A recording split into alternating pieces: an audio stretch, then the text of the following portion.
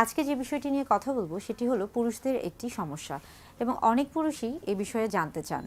বিষয়টি হচ্ছে যে একজন পুরুষ কিভাবে তার পুরুষ লিঙ্গ বা যৌনাঙ্গ সুরক্ষিত রাখতে পারে, অর্থাৎ তার পুরুষ লিঙ্গের সুস্বাস্থ্য বজায় রাখতে তাকে কি কি পদক্ষেপ নিতে হতে পারে, এই বিষয়টি নিয়ে মূলত আজকের ভিডিও বার্তা।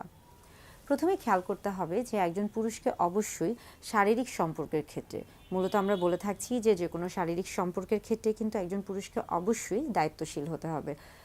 যদি স্বামী স্ত্রীর মধ্যে একটা শারীরিক সম্পর্কের মধ্যে তিনি যেতে চান এবং সেই ক্ষেত্রে যদি তার সিদ্ধান্ত গ্রহণ করে থাকেন যে তিনি সন্তান গ্রহণ করবেন, সেক্ষেত্রে অবশ্যই তাকে কিন্তু আমরা বলে থাকি যে সেই ক্ষেত্রে সে যদি সন্তান গ্রহণ করতে চান সেক্ষেত্রে জন্ম নিয়ন্ত্রণ পদ্ধতি গ্রহণ করার দরকার নেই। কিন্তু তিনি যদি মনে করেন যে তিনি স্বামী স্ত্রী তারা শারীরিক সম্পর্কে যাচ্ছেন এবং তারা এই মুহূর্তে সন্তান গ্রহণ করবেন না, সেই ক্ষেত্রে অবশ্যই কিন্তু তাকে জন্ম নিয়ন্ত্রণ পদ্ধতি ব্যবহার করতে হবে।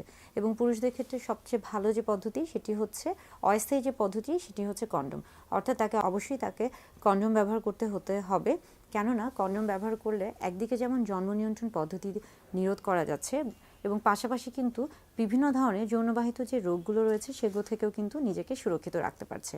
অর্থাৎ একজন পুরুষ যদি তার পুরুষ লিঙ্গ বা যৌনাঙ্গের স্বাস্থ্যকে যদি সুরক্ষিত রাখতে চায়, সেক্ষেত্রে অবশ্যই কিন্তু তাকে কন্ডম ব্যবহার করা উচিত বা কন্ডম ব্যবহার করতে হবে।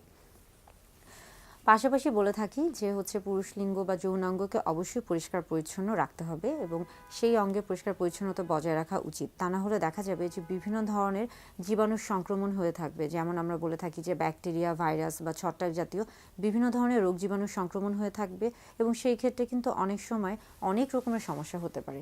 পুরুষরা, বিশেষ করে পুরুষ লিঙ্গ বা যৌনাঙ্গের ক্ষেত্রে আমরা বলে থাকছি যে এটা যেহেতু আমরা শরীরের বাহিরের দিকে থাকছে এবং সবসময় কিন্তু ঢাকা থাকছে, যেহেতু আমরা বলে থাকি যে পুরুষ লিঙ্গের ক্ষেত্রে, যৌনাঙ্গের ক্ষেত্রে স্ক্রোটাম এবং পেনিস একটা ভাঁজযুক্ত স্থানে থাকে এবং একটার উপর আরেকটা লেগে থাকে, অর্থাৎ সেখানে কিন্তু ঘাম হওয়ার সম্ভাবনা অনেক বেশি থাকে। সেই জন্য আমরা সবসময় বলছি যে সেই জায়গাটাকে অবশ্যই পরিষ্কার পরিচ্ছন্ন রাখতে হবে, শুকনো রাখতে হবে, ভেজা রাখা যাবে না। ভেজা থাকলে কিন্তু ফাঙ্গাস জাতীয় জীবাণুর সংক্রমণটা বেড়ে যায়, অর্থাৎ ছত্রাকের সংক্রমণটা বেড়ে যেতে পারে। সেই ক্ষেত্রে যেটা করতে পারেন যে আপনারা হয়তোবা কিছুদিন পর বা সপ্তাহে 2 দিন বা 1 দিন আপনারা একটা অভ্যাস করতে পারেন যে আপনারা অবশ্যই আপনাদের যে পুরুষ লিঙ্গ রয়েছে বা যৌনাঙ্গ রয়েছে সেই অংশটিকে ভালো করে পরিষ্কার করুন। অনেকে হয়তোবা খেয়ালও করেন না বা দেখতেও চান না যে আসলে সেখানে কোনো পরিবর্তন আসছে কিনা বা কোনো সমস্যা হচ্ছে কিনা, সেই জায়গাটার কোনো নির্দিষ্ট কোনো সমস্যা হচ্ছে কিনা বা পরিবর্তন হচ্ছে কিনা। অথচ প্রত্যেকেরই উচিত অন্তত আয়নাতে তাদের যে জননাঙ্গ রয়েছে বা যৌনাঙ্গ রয়েছে সেই অংশ বা অঙ্গগুলোকে অন্তত সপ্তাহে একবার হলেও সেগুলোকে ভালোভাবে দেখার। কেননা আমাদের শরীরের যে যৌনাঙ্গগুলো রয়েছে সেগুলো কিন্তু আসলে খুব সহজে দেখা যায় না। তো সেই ক্ষেত্রে যদি আপনি আয়নার সহযোগিতা নিয়ে থাকেন তাহলে খুব সহজেই কিন্তু আপনি বুঝতে পারবেন এবং দেখতে পারবেন যে সেখানে কোনো রকমের পরিবর্তন এসেছে কিনা বা কোনো রকমের সমস্যা হয়েছে কিনা। আরেকটি গুরুত্বপূর্ণ বিষয় পুরুষ লিঙ্গ বা যৌনাঙ্গকে সুরক্ষিত রাখতে গেলে অবশ্যই ভ্যাকসিন বা টিকার অনেক ভূমিকা রয়েছে। অনেকে মনে করতে পারেন যে আসলে পুরুষ লিঙ্গকে সুরক্ষিত রাখতে গেলে আসলে ভ্যাকসিনের কি প্রয়োজন। কিছু কিছু রোগ জীবাণু রয়েছে, যেমন আমরা বলে থাকি যে যেগুলো ভাইরাস দ্বারা সংক্রমণ হয়ে থাকে, যেমন ধরুন যে HPV অর্থাৎ হিউম্যান প্যাপিলোমা ভাইরাস, সেই ক্ষেত্রে দেখা যাচ্ছে যে জেনিটাল ওয়ার্ড হয়ে থাকে। সেই জন্য কিন্তু অবশ্যই ভ্যাকসিন খুব ভালো কাজ করে থাকে এবং পাশাপাশি পরিষ্কার পরিচ্ছন্নতা তো অবশ্যই মেনে চলতে হবে এবং কন্ডোম অবশ্যই ব্যবহার করতে হবে।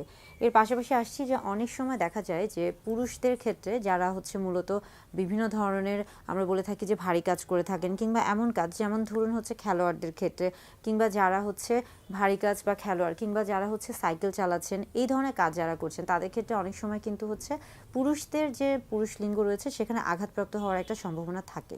সেই ক্ষেত্রে অবশ্যই তাদেরকে সতর্কতা বজায় রাখতে হবে। বিশেষ করে সাইকেলে যারা ব্যবহার করছেন বা যারা সাইকেল চালাচ্ছেন তাদের ক্ষেত্রে খেয়াল করতে হবে যে তারা যে আসনটিতে বসছেন সেটা যেন তাদের জন্য আরামদায়ক হয়ে থাকে, সেটা যেন এমন না হয়ে থাকে যে তার পুরুষ লিঙ্গে অন্ডকোষে চাপ পড়ছে এবং পরবর্তীতে এটা থেকে তিনি কোনো সমস্যায় ভুগে থাকেন। পাশাপাশি আরেকটা গুরুত্বপূর্ণ বিষয় যে অনেকে যৌন শক্তিবর্ধক বিভিন্ন রকমের ওষুধ বা প্রসাধনী গ্রহণ করে থাকেন কোনো রকম চিকিৎসকের নিয়ম বা পরামর্শ ছাড়াই। সেটা কিন্তু কখনোই করা যাবে না এবং অনেক ক্ষেত্রে যারা মূলত খেলোয়াড় রয়েছেন, অ্যাথলেট রয়েছেন, তাদের ক্ষেত্রে দেখা যায় যে তারা আসলে অনেক ক্ষেত্রেই কোনো রকম নির্দেশনা না ছাড়াই, চিকিৎসকের পরামর্শ ছাড়াই স্টেরয়েড জাতীয় ওষুধ গ্রহণ করছেন এবং এই ক্ষেত্রে দেখা যাচ্ছে যে একটা পর্যায়ে গিয়ে কিন্তু তার যে আমরা বলে থাকি যে তার যে হচ্ছে হরমোন রয়েছে সেটাতে একটা সমস্যা তো হতেই পারে, এবং পাশাপাশি পুরুষ লিঙ্গ অনেক সময় চুপসে যেতে পারে, অনেক সময় কিন্তু সেখানে হচ্ছে শুক্রাণুর পরিমাণও কমে যেতে পারে, অর্থাৎ শুক্রাণুর যে উৎপাদনটা সেটা কিন্তু হচ্ছে বিঘ্ন হতে পারে। একটা পর্যায়ে কিন্তু দেখা যেতে পারে যে তার মধ্যে বন্ধ্যাত্ব দেখা দিচ্ছে। অর্থাৎ স্টেরয়েড জাতীয় এই ধরনের যে হচ্ছে ওষুধগুলো রয়েছে সেটা কিন্তু চিকিৎসকের পরামর্শ ছাড়া কখনোই গ্রহণ করা উচিত না, এবং এই ক্ষেত্রে কিন্তু অনেক সময় পুরুষদের ক্ষেত্রে স্তন বড় হয়ে যেতে পারে। অর্থাৎ যে কোনো ওষুধ গ্রহণের ক্ষেত্রে অবশ্যই হচ্ছে খেয়াল রাখতে হবে, তা না হলে পুরুষ লিঙ্গের কিন্তু একটা হচ্ছে বিশাল সমস্যা হয়ে যেতে পারে। এখন আসছি যে যে সকল পুরুষদের ক্ষেত্রে সার্কামসিশন করা থাকে, অর্থাৎ যাদের সার্কামসিশন করা থাকে তাদের ক্ষেত্রে কিন্তু তুলনামূলকভাবে ইনফেকশন হওয়ার সম্ভাবনাটা কম থাকে, অর্থাৎ তাদের মধ্যে ইনফেকশন বা ইনফ্লামেশন প্রদাহজনিত যে সমস্যাগুলো দেখা যায় সেগুলোর সম্ভাবনা কম থাকে। কিন্তু যাদের আসলে সার্কামসিশন করা থাকে না তাদের ক্ষেত্রে যেটা হয় যে আমরা বলে থাকি যে তাদের ফোর স্কিন, অর্থাৎ তাদের হচ্ছে পুরুষ লিঙ্গ বা পেনিসের সামনের দিকে অগ্রভাগে যে একটা গোলাকৃতির যে অংশ বা চামড়াটা থেকে থাকে এবং সেখানে একটা ভাঁজের মতো থাকে, এবং সেই জায়গায় কিন্তু অনেক সময় দেখা যাচ্ছে যে সেখানে মৃত কোষ জন্মে যায় কিংবা হচ্ছে বিভিন্ন ধরনের তেল নিঃসরণ হয়ে থাকে এবং ময়লাও জমে থাকে। তো সেই জায়গাগুলো যদি সঠিকভাবে পরিষ্কার করা না হয়ে থাকে সেখান থেকেও কিন্তু বিভিন্ন রকমের সমস্যা হতে পারে। অর্থাৎ যাদের হচ্ছে সার্কামসিশন করা আছে তারা তো অবশ্যই সঠিকভাবে পরিষ্কার করবেন, কিন্তু যাদের সার্কামসিশন করা নেই তাদেরকে কিন্তু তাদের পুরুষ লিঙ্গের হচ্ছে সুস্বাস্থ্য বজায় রাখতে অবশ্যই তাদেরকে নিয়মিত পুরুষ লিঙ্গ পরিষ্কার রাখতে হবে।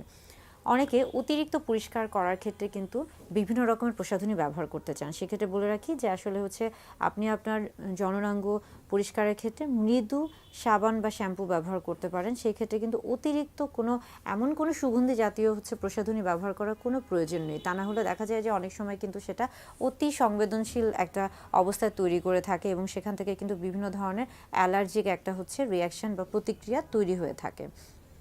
অর্থাৎ পুরুষ লিঙ্গ বা জননাঙ্গের যে স্বাস্থ্য রয়েছে সেটাকে সুরক্ষিত রাখতে বেশ কিছু পদক্ষেপ রয়েছে, এবং পুরুষদের হচ্ছে খুবই গুরুত্বপূর্ণ যে দুটি সমস্যা দেখা যায়, একটি হচ্ছে আমরা বলে থাকছি যে লিঙ্গ উত্থানজনিত সমস্যা এবং আরেকটি হচ্ছে দ্রুত বীর্যপাত।